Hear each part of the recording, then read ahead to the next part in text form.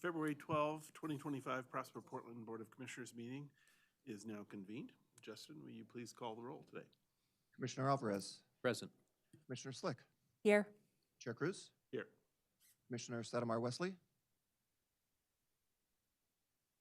Commissioner Stoudemire Wesley, can you hear us?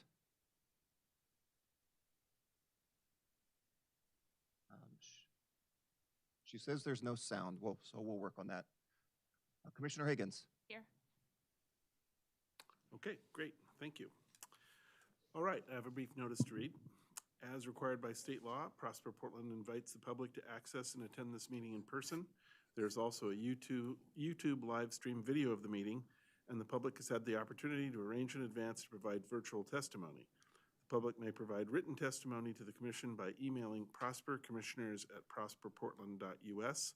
Again, prospercommissioners@prosperportland.us. All right, next item is commissioner reports. Does anybody have anything to report this time? Okay. Nope. Commissioner Stoudemire Wesley? Nope. Off and log back on. Okay, sounds good. All right then, we will go to the interim executive director report with Shea Flaherty-Bettine. Thank you, Chair Cruz. Good afternoon, commissioners. Good afternoon, guests. Pleased to share a few updates today. First, last Sunday, I had the pleasure of speaking at the grand opening of the new Flock Food Hall adjacent to the Ritz-Carlton Hotel. As you'll remember, commissioners, the team behind this project received a market rate loan from us back in October of 2023, and the food hall aligns with key elements of the Advance Portland by activating commercial space in the central city and promoting equitable wealth creation for both the hall operators and the 8 vendors who now have access to the heart of our resurging downtown. I'll note 2 of those vendors are also from East Portland, which is great. I want to note that the project far exceeded our building and workforce equity policies. 45% of the money spent on construction went to minority business enterprise firms. That translates to around $1.2 million. And 35% of the hours worked by apprentices gained valuable workforce experience. I'm also happy to share that today a whole squad of Prosper Portland staff had a little field trip to go to the Flock Food Hall to support the businesses. It was amazing. It was fun. The place was packed and it was full of people for the lunch rush. It was great just to be downtown and see it vibrant again. The project highlights a wonderful blend of our real estate development and lending activities, along with support for small businesses and economic development. I want to thank the whole team for their dedication to the project.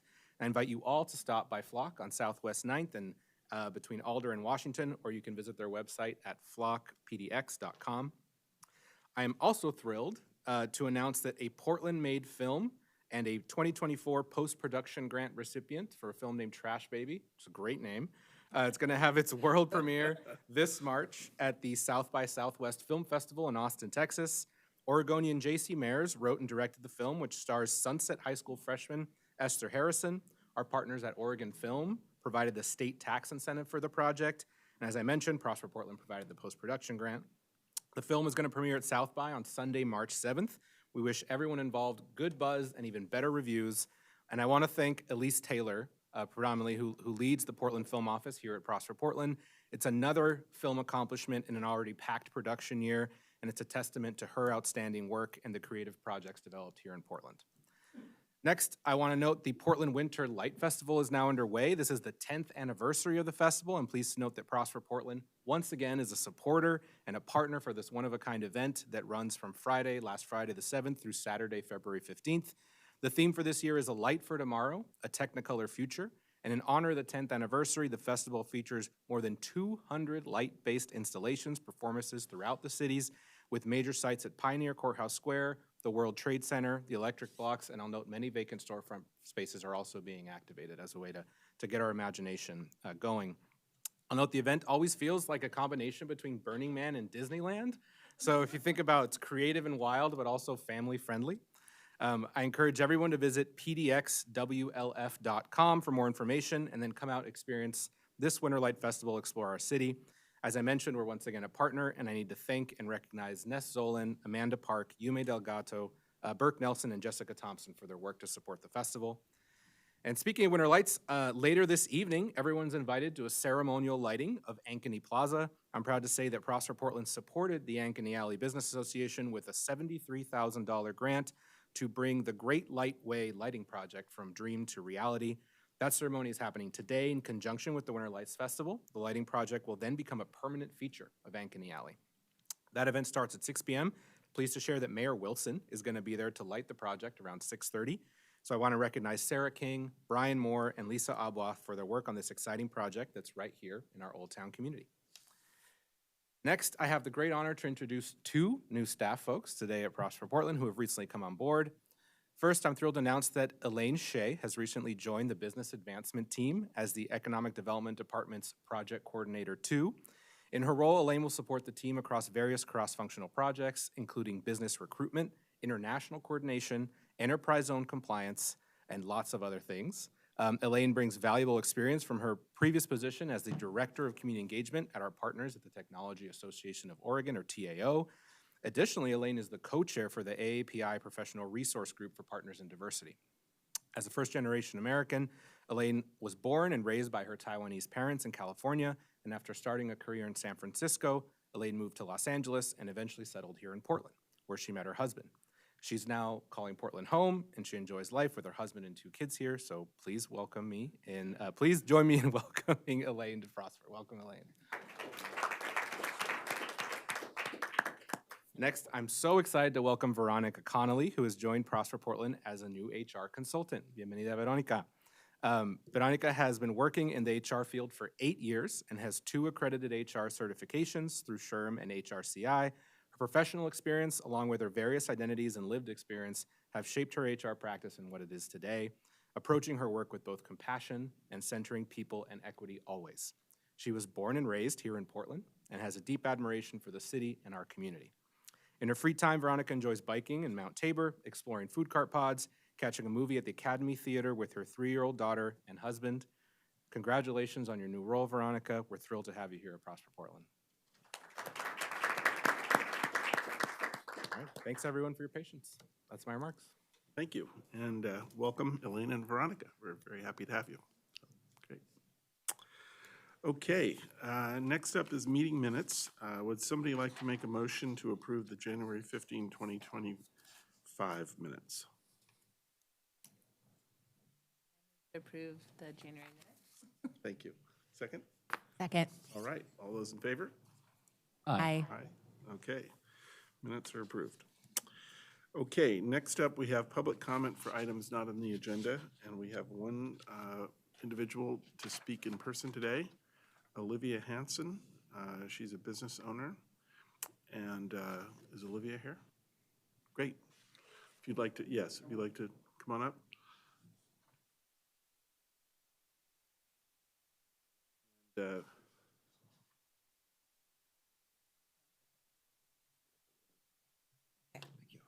I'm nervous. I've never done this before. Welcome, and you'll have 3 minutes. Okay, Okay. so I am Olivia Hansen. I am a owner of the Hair Flip Salon in the Chinatown area. I recently was a participant in the 50-50 construction match or betterment with East Side Remodeling. His name's Nate. Anyways, so within my time frame of working with Prosper Portland, I'm here to kind of address the concern for specifically minority-owned businesses. And what's kind of concerning for me, because I am a self-advocate of becoming a business owner, and I rely on myself. So when we have these opportunities to apply, especially in situations like Reimagine Oregon, we become really vulnerable, especially my story specifically. And when we're working with Prosper Portland or other agencies, I'm curious to know, where is the in-depth support for minority-owned businesses that are looking for a deeper uplifting relationship? I'm not necessarily like hold my hand, pat my back, but we are faced with a lot of barriers. It's proven, it's shown that most business owners or people that are not minorities are faced with. And when we are vulnerable and we are asking for help and we're proving that we need it or meeting that margin, where do we get that outside of, here, apply for this, if you're approved, you're not, like the team in itself? Because I feel like me, myself, my business, I have really struggled beyond support, if able. Yeah. Thank you. Did you want to say something, Shay? Or I was just going to say if, you know, what we would typically do, I think in this kind of situation is maybe try to connect you with folks who handle sort of technical assistance for new businesses or early stage businesses. And it sounds like that's maybe what you need, somebody to kind of give you some pointers and maybe help sort of direct you to some resources. And so, you know, if that could be arranged, maybe a staff person could get in contact with her and we'll go from there. But please let us know how it goes, okay? You have anything you want to add, Shay? I just want to appreciate you for coming today, Olivia, and for raising this. We would certainly love to connect you both to the resources that Chair Cruz mentioned. We do have a network of technical assistance providers that we can connect you with that support from things like bookkeeping and you know, taxes and just general business planning. We do have that, and it's specifically specified for entrepreneurs of color and women entrepreneurs, so we'd love to get you plugged into that work. We're also in the process of starting a new office of small business because I recognize the challenges you're describing are real and citywide, and we've heard that time and time again. So I'm happy to share that, you know, in the next few weeks, we're going to be launching this new office that hopefully can, you know, support us in these efforts to kind of get the word out and bridge the gaps, because we know it's so hard to navigate this landscape. So I want to connect you both to that program and to that new office, and the manager for that new office named Mitch Dougherty, and hopefully they can do some wayfinding and support and get you connected to the right place. Thank you. Great. Thank you. Thanks for coming. Yeah, appreciate it. Okay, do we have any other public comment? Justin, do you know? We do not. Okay, great. Thank you. Okay, so next up, you got a little echo there. I don't know if that's, if we can turn that off. There we go. Can you hear me now? Okay. Next up, we go to our regular agenda. This is item number 6. This is an action item approving the terms of a commercial property loan to Future Stack LLC in an amount not to exceed $7 million for acquisition and improvement of 2 commercial buildings at 208 Northwest 5th Avenue and 234 Northwest 5th Avenue. And Oscar Novello and Sarah King will present today.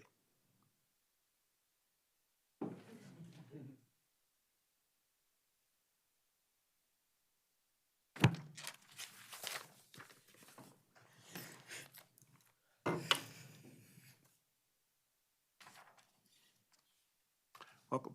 Thank you. Good afternoon.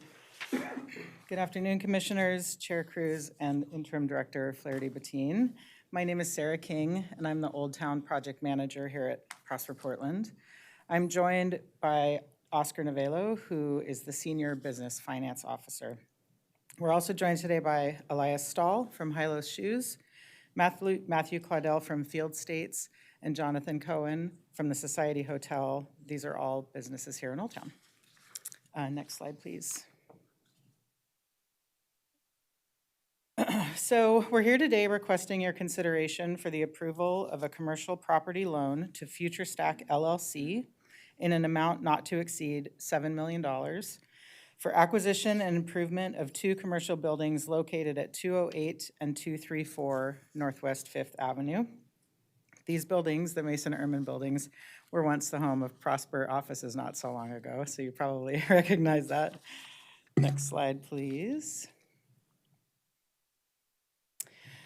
This slide highlights 3 specific properties. So the Engine, which we lovingly refer to as Tom's Building, because it was owned by Tom Clark, who's an Old Town community member and business owner. This building has already been purchased for the project. The Hub and the Tower, which are the Mason Ehrman buildings, those are the buildings we are working to support the purchase of today.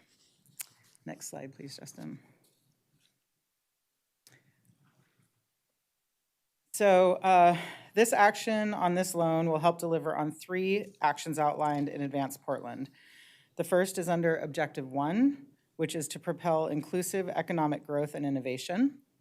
The second is under Objective 3, which is to help foster vibrant central city and neighborhood commercial districts. And third is to connect Portlanders to high-quality jobs in future-ready sectors. Your action will also help support the Old Town Action Plan to create a safe, vibrant, and economically healthy neighborhood. This project has great potential to bring jobs, innovation, foot traffic, manufacturing, and global attention to Portland's footwear and apparel industries right here in Old Town. Next slide, please. I'm missing a slide.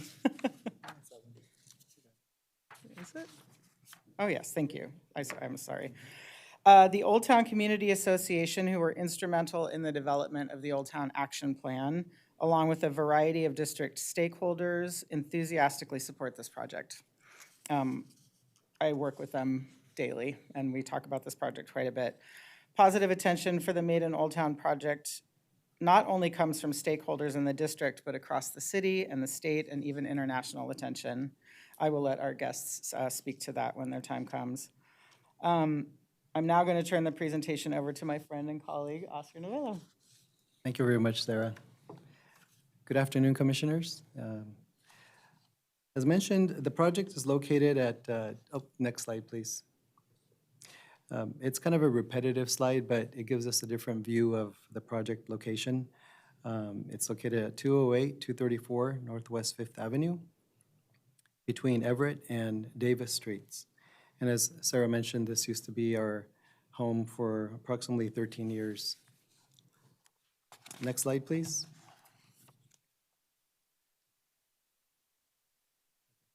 So a little bit about the borrowers. The borrower is Future Stack LLC, which is an entity that is owned by a single member, which is the Old Town Perpetual Purpose Trust. The trust is managed by a small group of entrepreneurs, including, as Sarah mentioned, Elias Stahl, president of Elos, Matthew Claudel, owner of Field States, Jonathan Cohen, who is one of the owners of the Society Hotel, as well as Equity Development Lab, and he's also the treasurer of the Old Town Community Association. The 3 gentlemen I mentioned are present, and they will provide testimony after our presentation. Next slide, please. Okay, a little bit about the project. The total development costs are projected to be approximately $13.1 million. Prosper Portland staff was able to review and analyze the borrower provided pro forma, purchase and sale agreement, organizational documents, as well as the real estate appraisal provided by Colliers International. The findings of the appraisal will be discussed in the next slide, but we're not going there yet. The borrower, as you can see, was able to secure a $2 million legislatively approved grant from the state of Oregon, administered through the state's Department of Administrative Services. The borrower used $300,000 of that $2 million toward the acquisition of Tom's Building, 333 Northwest 5th Avenue. And they're using the remaining portion of those grant funds, which is 1.7, towards this acquisition. Our review also found that despite the state grant and our loan, there is a financial gap of, unfortunately, approximately $4.4 million. However, to mitigate this risk, the borrower is proposing to obtain the remaining funds from the state of Oregon. Because of the heightened risk associated with any project that has not secured all of its financing, our preference is not to bring them to you until all sources and uses are better established.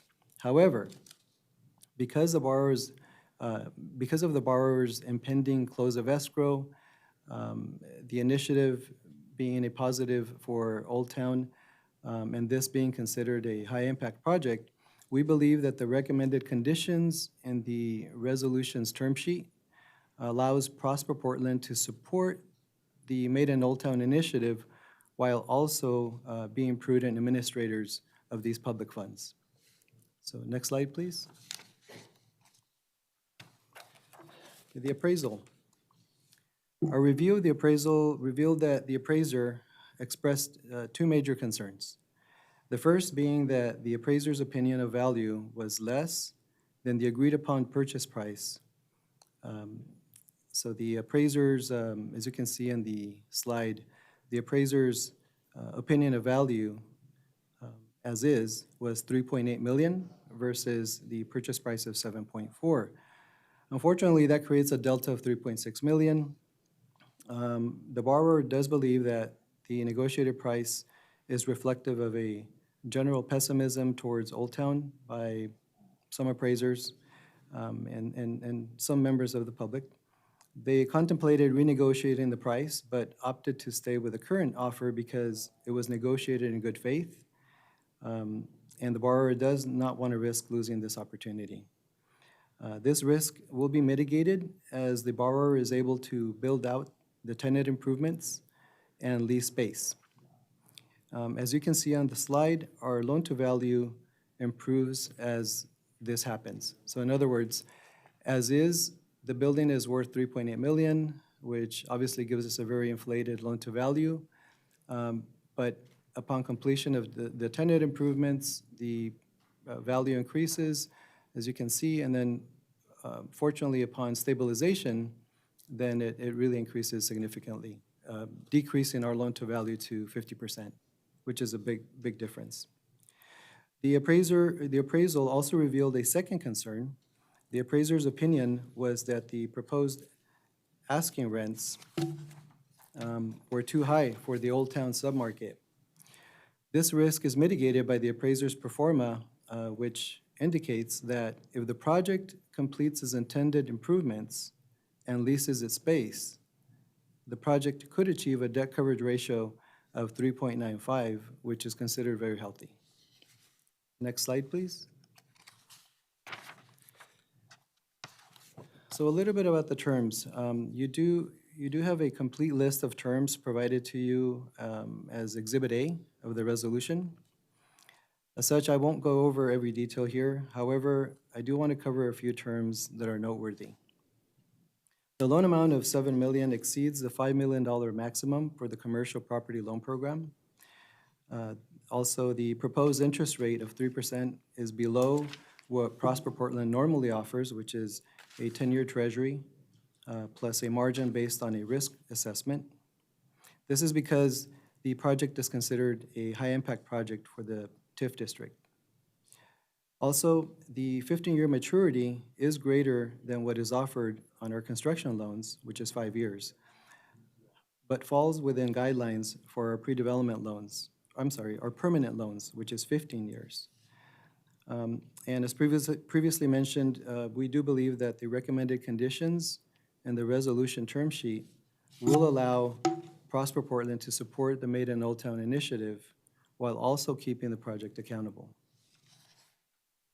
And I do believe that with that, we will take any questions you may have. Okay.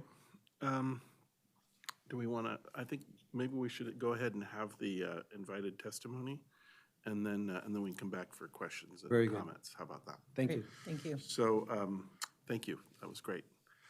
So we have several folks here to speak, Jonathan Cohen, Elias Stahl, and Matthew Claudel.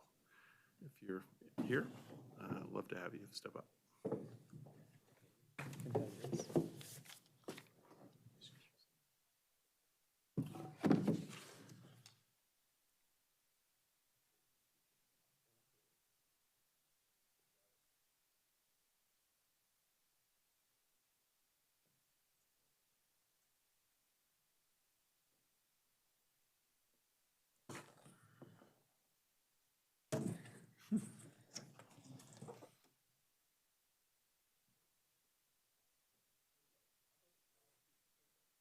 Yeah. Yeah. Yeah. If you guys are going to speak, you need to speak to the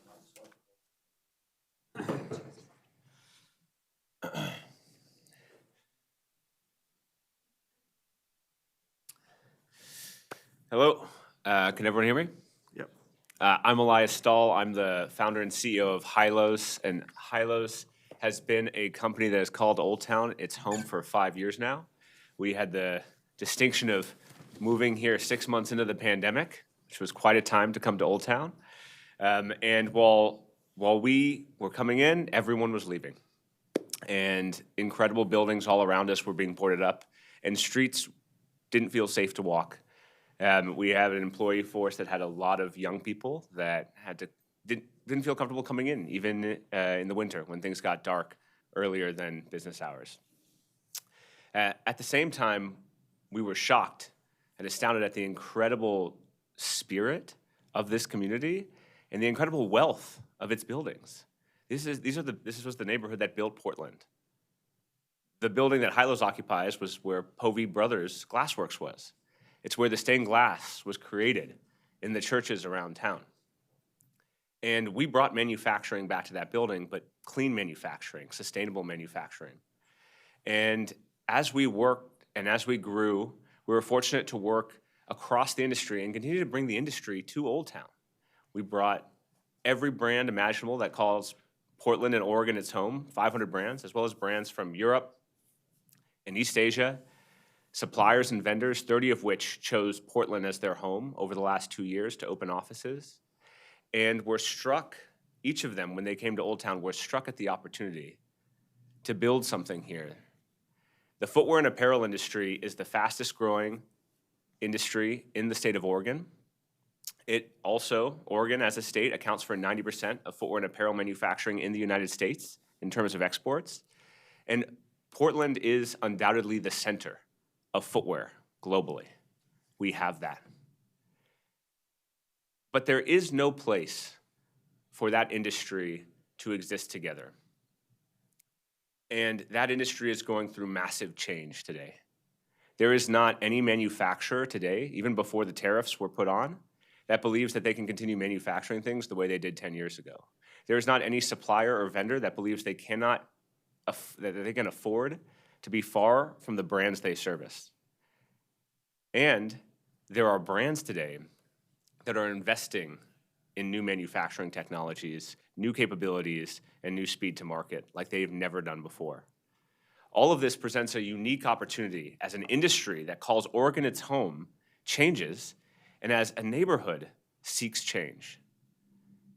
Together with an incredible consortium that has included, from the very early days, local academic universities.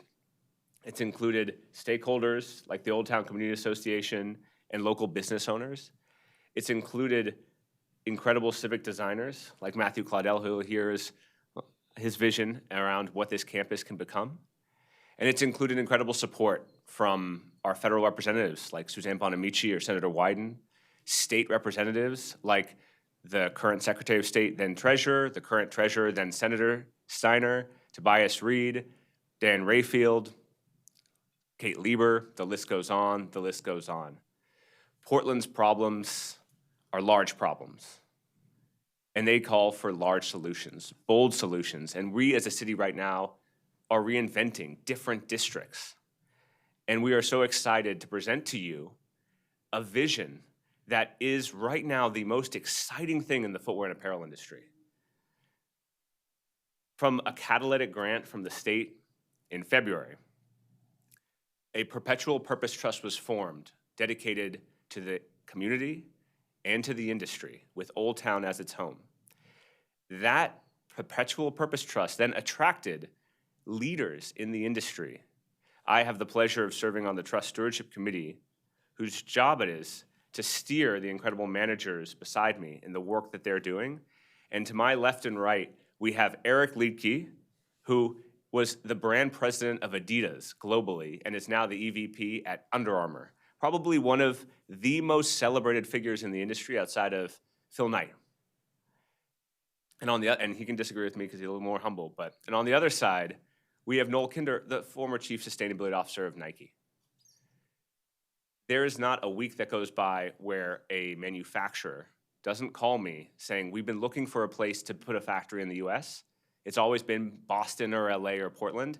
It should be Portland. There is not a week that goes by where someone from the community doesn't contact one of us and says, thank you, this vision is exciting, tell us how we can be a part of it.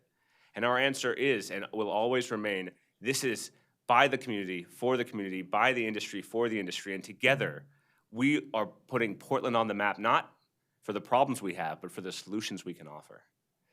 The future of every American downtown is in question, and Portland has its answer here. So we want to first start by thanking each of you, because your presence here and the matter and your potential approval of that matter is making history. Portland is standing beside the state of Oregon, it's standing beside Old Town, and it's allowing us to put Phase 1 into operation, into development, and open our doors this summer. I'll turn it over to Matthew to talk a little bit about what that looks like on the ground. Thank you. You're a hard man to follow, Elias. I'm just excited. My name is Matthew Claudel, and I am an urban designer, urban planner. I have a PhD in urban science, and the PhD is titled How Cities Learn. And I spent my academic time looking at deep civic transformation processes that are enabled, that are unlocked by new technology possibilities. I looked at how this happens in cities around the world. And so I know what it looks like when a city has an opportunity to learn and to do something different and to experiment. And that's what Portland has right now. We've had some challenging years, but we have an opportunity to learn from those, and we have an opportunity to try something radically new. I met Elias, and I went on a tour of Hi-Lo's. He showed me 3D printed shoes, which obviously look cool. And I didn't get excited about the shoes. I got excited about what he was doing in Old Town. These are gorgeous buildings. I mean, look across the street. These are beautiful buildings. And to reimagine those buildings as the site of production, as the site of the future of production, that's something special. Because we've been hearing this doom loop narrative throughout the industry, throughout the urban planning and design field. This sense that maybe the era of downtowns is over. We don't believe it's over. We just believe that the value proposition of these buildings needs to be reimagined. And that's what we're doing here. So it's no surprise to me that we get a valuation that looks low, because the horizon of imagination when you get a commercial appraisal is very limited. They're looking at the old model. What we're doing here is the new model. And I invite you to come down for a visit. You can watch a 3D printer run in a space. This is the kind of production that has never happened before. And so we're crafting a new economic base for a part of the city that needs it. This is an architectural proposition. So one of my jobs here is to explain the boards in front of you. We've been working with an architectural firm based here in Portland, Oregon. They're called West of West. And we gave them a nearly impossible challenge, which was to work in a scrappy way, in an efficient way, and to create best-in-class architecture that would fit an industry that has extremely high expectations. And an industry that has many campuses surrounding the Portland area. We needed something so special that it would draw people to this center. And that's what they've created. You can see here the hub and the tower. Jonathan will speak a little bit more about what happens in those spaces. The hub, in brief, is a place where you can go from a concept shoe to an actual functional shoe or garment in one space. That's unheard of in the footwear and apparel industry. That's why, as Elias said, this is what everyone's talking about. In the United States, there are very few brands, especially the small ones, that have opportunities to actually make shoes here in the United States. In the tower, we'll have a curated ecosystem of cutting-edge, environmentally friendly, and innovative suppliers, including materials like textiles and foams. And we're bringing them all together. So we need to prove that the architecture can do that. And we've begun to do that, actually. We've hosted events in this space. We've listened to the ideas and the questions that people have, and we've responded with design strategies. We're taking care of IP, the problem of confidentiality, which is hugely important for this industry, with design solutions and protocol solutions. We are creating spaces that are perfectly suited for the design process of the footwear and apparel industry through listening to folks in that industry describe their challenges and opportunities. So I'll turn it over to you, Jonathan, to tell a little bit more about the building. Thanks, everybody. My name's Jonathan Cohen. I run a development consulting firm here in Old Town called Equity Development Lab. And it's my job to turn all these beautiful words into reality. And so I'm going to speak a lot more about the nuts and bolts of this project. I wanted to talk first about the real estate acquisition, as Matthew mentioned. The valuation we got was around $38 a square foot, which pretty much no building in Portland has transacted at that value, at least in the last 50 years that I'm aware of, other than Montgomery Park, which was sold on the auction block, essentially. This building was valued at over $300 a square foot in 2019. And our aim is to reinvigorate with all the purposes described here and get back to that valuation. So we are in contract to purchase the building for $75 a square foot, which we think is an excellent value because it's fully seismically retrofitted, as you guys know. He did a lot of that work. And well below the average in downtown commercial transactions, which is more like $150 a square foot. So even though it's looked pessimistically by the appraiser, we feel that we've actually got a really excellent deal. And again, about 20% of the value that it transacted for not too long ago. So we're keen to move forward with this building, and the uses in a little more detail are the tower, the building you'll see on the left there that's 6 stories tall, will be a gallery of suppliers. So imagine this like a year-round trade show. When you go to the trade show, you're looking to see the latest, greatest stuff that you can integrate into your product or into your supply chain.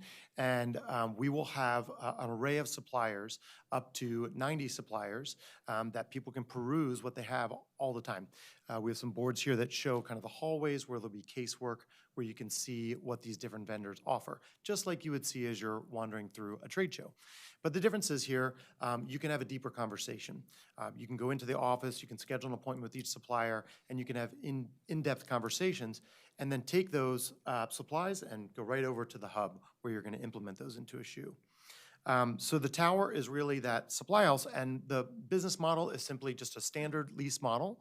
We do charge more per square foot, which is what the appraiser was mentioning, but that's because we're providing a really special experience that can't be found anywhere else. There's nowhere where all of these folks come together all year round and you can access. Their lease gets them access to their private space that we design with them, as well as many community assets, because we want lots of inbounds to this campus all the time, including a rooftop deck, a cafe, several different event spaces, and many leasable spaces within that, outside of their office, that we give them tokens that they can use for private workspaces, private calls, et cetera, et cetera. In the hub is where all the manufacturing actually happens. We have a big sample floor. We have all the tools, including the 3D printers that Elias mentioned, and teams that are used to going to Asia for this design process, taking weeks and months. Actually, the average product takes 18 months from design to completion. We're looking to shorten that to days and weeks and months instead of months and years. So the teams can do a design sprint upstairs, figure out their design with our staff, and then do sample runs on the machinery in a day, and then iterate off of that and continue to iterate until they have the product that they want, literally in a matter of days. And the benefits from this are huge for the brands. Every brand is going to want to be here, and every supplier is going to be here near all the brands. And we're already finding fantastic interest from the suppliers. We have a bunch of suppliers that are committing, and we have some exciting brands that all the best brands are really interested in this space as well. So we're really excited about where that's going. We're really working fast. We're working through the FPP program for permitting, which is an expedited facilities permitting program. I've worked as a contractor in the city of Portland for over 20 years. I'm very familiar with this program. And we've selected a great contractor, Turner Construction, to build out these buildings. So we're really excited about the team that we have. And as Elias mentioned, we're moving fast, fast, fast, and expect to open later this year with this first phase. So thank you for your time, and we appreciate your consideration. These guys, I think, have some closing words to say. This is a significant economic development move for the neighborhood. This will bring many jobs to the neighborhood at all levels, and it will revitalize the neighborhood with direct, indirect, and induced impact. And we're working on building workforce development programs with some of our partners. These provide on-ramps into the industry, an industry that historically has been quite a walled garden. We heard stories of young people growing up and looking at the campus of a large footwear brand and wishing they could go inside. We want to change that. We're touring OMSI very soon. We've been talking to other educational institutions, and we want to provide opportunities for young people to learn about things like 3D printing, to learn about shoe design.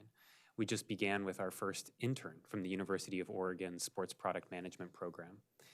And we're developing workforce programs that will train people to be involved in the manufacturing process.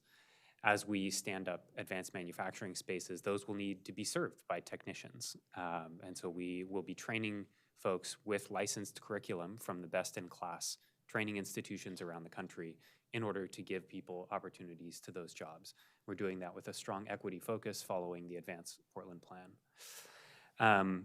I also want to mention that we have tremendous support across the city. This is an initiative, as Elias said, by the community for the community. It's an initiative by the industry for the industry. We had a terrific launch event with speaking from the Port of Portland. We had Prosper Portland there through the tireless work of your apparel and outdoor coordinator, Sue, who's here somewhere. Hi, Sue, thank you. We had representatives from the state in leadership positions. We had representatives from the sneaker community, Sneaker Week. And we had our Old Town neighbors, because we believe that every time we spend a dollar, that dollar can have an impact. So we invited our neighbors to provide food and beverage, and that's something that we will continue to do. We'll uplift the existing businesses, not just bring new ones here. So we embrace the opportunity to partner on that because it aligns with your mission, and look for creative strategies to make this an economic development move that meets Prosper's bold vision for the city. Elias, do you want to take us home? Sure. Finally, I'll just close out by what strikes me when we talk to industry leaders like OIA, which is one of the largest global logistics provider in footwear. The Port of Portland knows them very well. When they come and they're committed as one of the anchors in the tower, and they virtually bring an entire supply chain with them. And when they say, we want to build out this whole floor with you, and we want to invest our own time and our own reputational capital in that, right? That shows a level of commitment in building that I don't think any normal project generally finds in just tenants. And so it's important, I think, for this committee to have that context, because when we have Jones and Vining, which is one of the oldest names in the footwear industry, they created the last that Phil Knight first used to make their first shoes. Or when we have OIA coming and saying, we're going to build out this whole ecosystem with you. And when we have factory partners from overseas, factory partners that ironically 30 years ago were receiving American investment and FDI, and are now talking about investing in us and bringing FDI to Portland and relocating people. And we've rolled out programs to help them with visas and immigration, help them import equipment, really create a full package for them to be able to invest in this neighborhood that has the tradition of manufacturing and has a great future ahead of it. So I want to end with that note of optimism and excitement and gratitude, because I don't think there's any other city in the country that could do this. This starts in Portland. So thank you. Great, thank you very much. Thanks for joining us today. So maybe we'll go ahead and just, if you don't mind, we'll have a little discussion, maybe a few questions from the commissioners, and maybe staff could also join in too, depending on how this goes. So, would anybody like to start? I just want to acknowledge the scale of this ambitious vision and how I'm so excited that this is central to Portland, that brings together different hubs of Portland together into a central location, and is part of neighborhood revitalization. I love the ambition. I love the scale of it. I love the boldness of it. Frankly, we need more. programs like this. So I hope that you inspire others to follow in your suit in both scale of ambition and the type of unifying programs that can bring our city together in this moment in time. So just words of appreciation for you all. Thank you. Thank you. That means a lot. Other comments, questions? I think I have a little bit of a naive question, so bear with me here. On the suppliers that you're talking about, you described it as sort of the trade show model. So are there is there space for rotating suppliers, or is it planned that you'll sort of have I know you have the set of intent letters from the 8 anchors, but how often are you expecting turnover, is my question. Sorry. It's a good question. I think that we need to always have a dynamic, the standard trade shows have more like 1,000 suppliers at them. So there's obviously many more things that could be sown, but we can only have room for about 90. So I think there's always a space to rotate folks through, but we're kind of curating that mix so that folks will always find something interesting and new and meet a broad range of needs. And so then your plan on that, though, is to have sort of longer term leasing, though, so this is not a plan to have like a 6-month lease of rotating suppliers? No, these are initially three-year leases to start.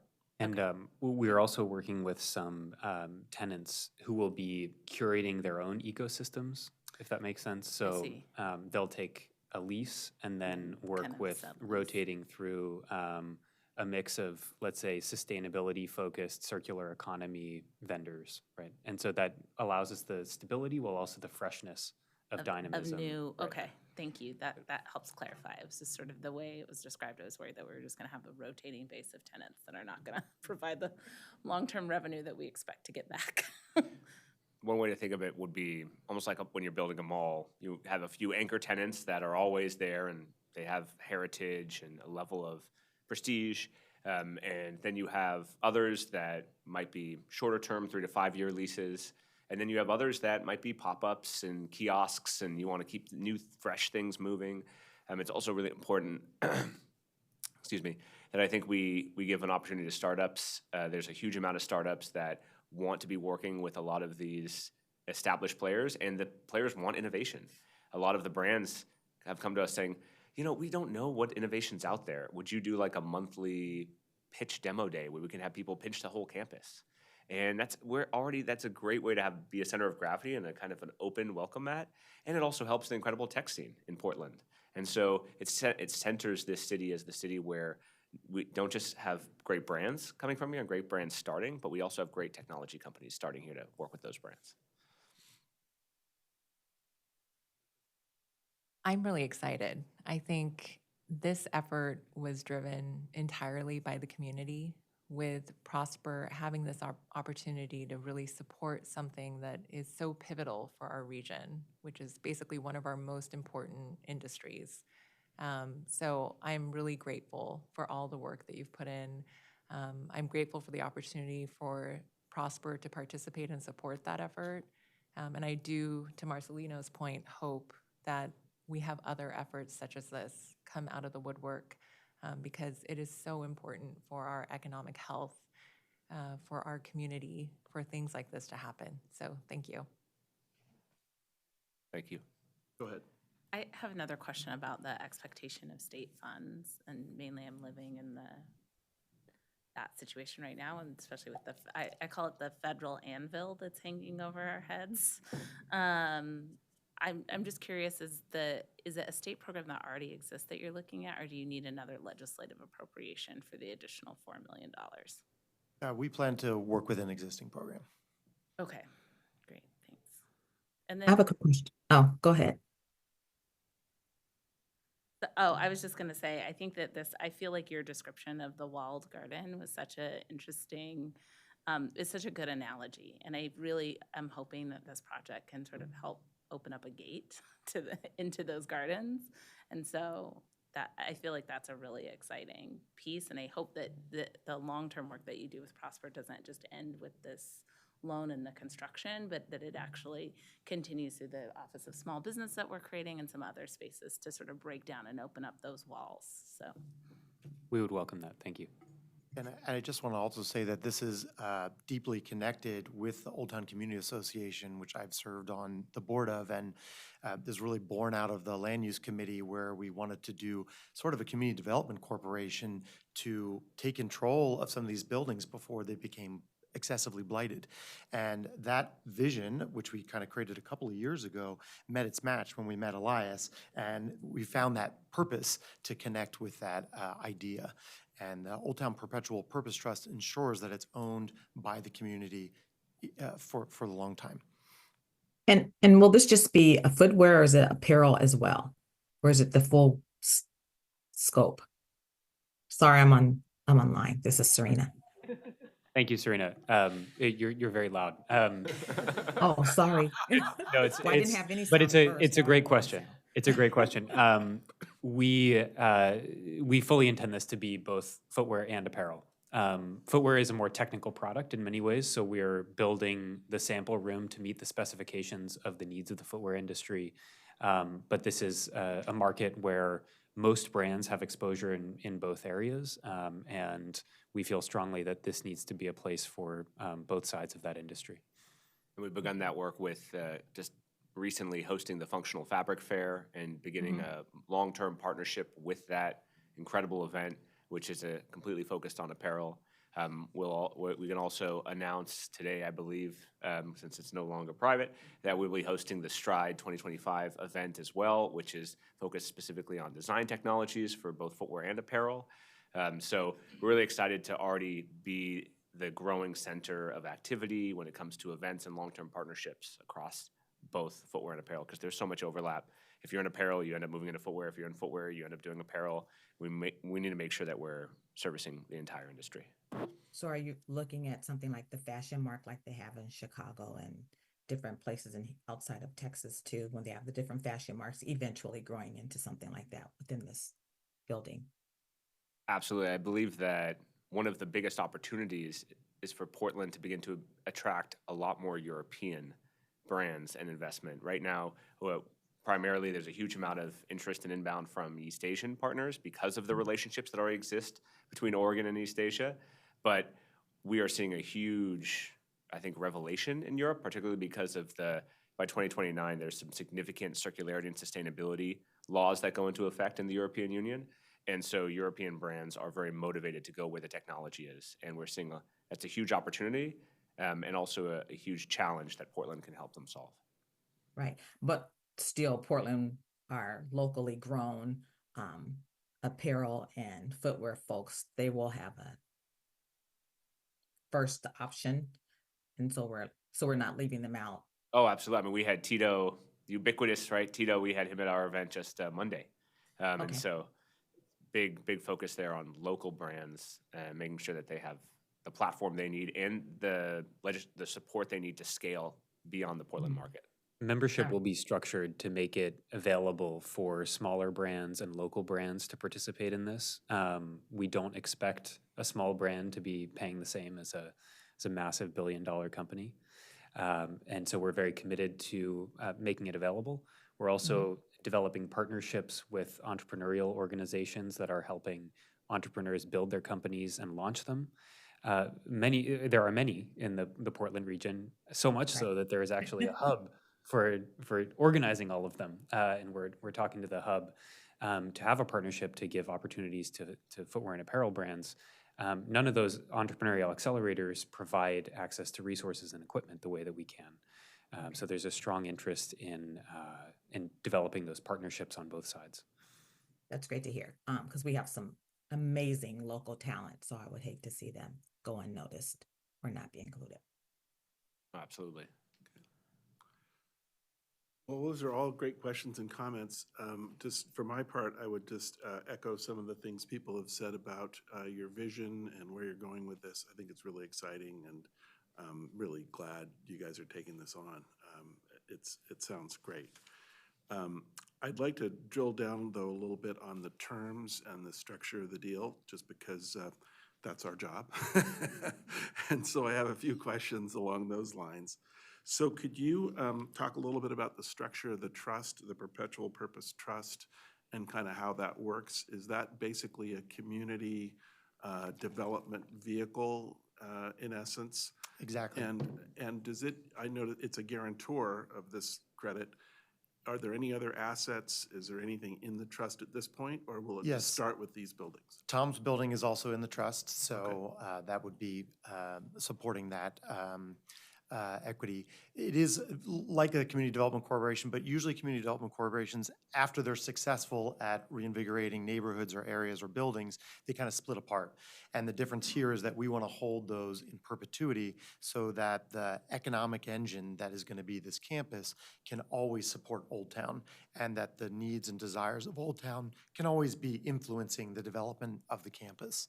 But yes, that's the LLC basically is just a convenient legal structure, Right. but ultimately the LLC is wholly owned by the trust. By the trust. And then you have a board of trustees. Correct. They were listed in the materials. Yeah, we call them the Trust Stewardship Committee, but Got it. it's a Same board of thing. trustees, Yeah, yeah. okay, great. And There's then- also a trust enforcer, which is represented here, Jordan Ramus, whose job it is to make sure that the Trust Stewardship Committee maintains the purpose of the trust, which is stated in the trust formation documents around the success of the neighborhood, vibrancy of the neighborhood, and vibrancy of the industry. Great. And then on the financing gap, I'd like to drill down a little bit further on that. You mentioned that it's aimed at, you're looking at one particular grant program with the state, and it's not necessarily dependent on federal funding. What, how far along are you in that? And what's your backup plan if you're unsuccessful in achieving or in obtaining a grant? Yeah, great question. We actually have many different financing routes happening simultaneously because we are looking beyond just these first three buildings to a much larger vision of our campus. You might have seen in some previous press that we're projecting eventually 9 to 10 buildings encompassing over 300,000 square feet of space, including expanding production spaces, specialty suppliers, logistics hubs, but also workforce housing. And so all of that is part of our vision to come to Old Town. And so we're always looking at many, many different sources. At this phase of the project, we really rely on support from entities that can take more risk than a commercial lending entity can, like Sure. you guys, like the state and others. That being said, private capital is also something we're looking at, as well as other grant sources. So we're working all of those things simultaneously. I will also mention that the buildings do currently have a well above market lease already in place for another roughly 18 months. So we'll be supported by that income for 18 months after presumably we are able to close on the building. So we have a good runway to get us started while we're securing the additional funding that we needed. And have you guys already applied for that grant then, or is that in process now? We have lots of different grants that we're applying for, but yes. No, I meant the main one that you're talking about. Yes, we're in Yeah, conversations with that, but I Okay. wouldn't want to misrepresent that because sure. everything's just kind of ongoing. Got it, okay. Then in terms of the pricing on the building itself, I understood what you were saying about kind of navigating this between what an appraiser might say, looking at sort of general market conditions, which are not great, as we all know, downtown, versus sort of your aspirational goal and what you have in mind and what your vision is for the property. I'm just wondering, were there other folks interested in this property too? Were you the only guys who stepped up and made an offer, or like how did that play out? And I'd like to, I want to get comfortable with the pricing. Yeah, no problem. So the building owner actually did, over the last year, a very extensive conversion to housing study. And it kind of came in like the middle level, like not the best, not the worst. The building has a lot of things going for it, which is, all the beautiful details that anyone wants in an old building. Big timber trusses, big windows, brick walls, all this kind of stuff. And it has already received a current code seismic upgrade, which we re-verified with our structural engineer that no changes would be necessary to meet current seismic code. So that already makes a nice canvas, and it has big open floor spaces, so it's easy to kind of carve up and make how you like. So I think it can be used for that purpose. We were feeling competitive with that other use and felt that, and we started, of course, our negotiations at a lower price, but our target was eventually the dollar per square foot that we achieved, which we feel is, again, about half of current transaction averages. Yeah, okay. Okay, anybody else have any more questions or comments? All good. Serena? Commissioner Stoudemire Wesley? Okay. All right, well, thank you. No, I have nothing. Okay. Disembodied voice.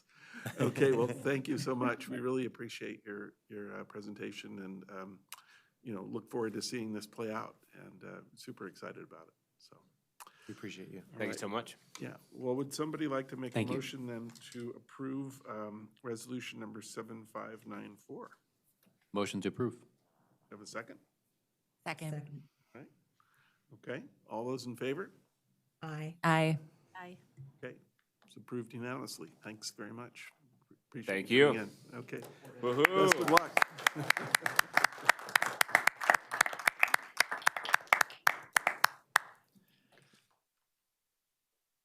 Okay. Well, we're going to go ahead now, continue with our meeting, but the rest of this will be an executive session because we have a few things to discuss in that way. So we'll take a little break then, maybe just 5 minutes, and then we'll resume with executive session. And I have a notice to read before that. So may not even need 5 minutes if people don't need it. So how about 3 minutes?